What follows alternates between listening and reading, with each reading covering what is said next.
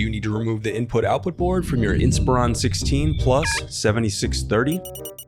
Also, you can click the top right of the screen to find this part or tools or additional help on our website, including written step-by-step tutorials with detailed images. Now that that's out of the way, let's jump into it.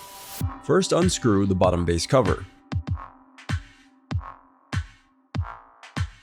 Now use a plastic scribe to separate and remove the bottom base cover. To prevent static discharge, I recommend disconnecting your battery before moving any further. Then unsnap the locking tab to disconnect the input-output board cables.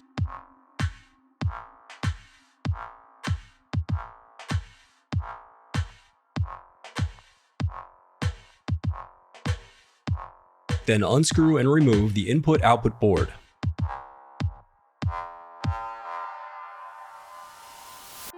The reassembly of your laptop is as simple as following your steps in reverse.